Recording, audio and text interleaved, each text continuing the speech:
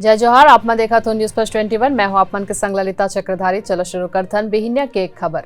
नवा टीका के कोई साइड इफेक्ट नहीं, बढ़ी दायरा। 12 ले 14 साल तक के लइका मन ला लागत है कार्बोवैक्स टीका। अब छत्तीसगढ़ में 4000 केंद्रन में वैक्सीनेशन के तैयारी। महिला वर्ल्ड कप में भारत बांग्लादेश के बीच मुकाबला हुई शुरू। ये मैच हैमिल्टन में खेले जाही। कांग्रेस अध्यक्ष सोनिया गांधी दिल्ली में हिमाचल प्रदेश के पार्टी नेता ले आज मुलाकात करही। भारत और सेशेल्स से हिंद महासागर में 10 दिन चले वाले मिलिट्री एक्सरसाइज शुरू करही। आज लखनऊ पहुंची धर्मेंद्र प्रधान। अमित शाह के बैठक ले पहली तैयारी के लिए जायजा। योगी आदित्यनाथ के शपथ ग्रहण पर पूरा तैयारी। 3000 पुलिसकर्मी रही तैनात। पेट्रोल डीजल के कीमत में हुई इजाफा, 80 पैसा बढ़ी दाम। भारत में पिछले 24 घंटा में कोरोना के 1581 नवा केस मिले।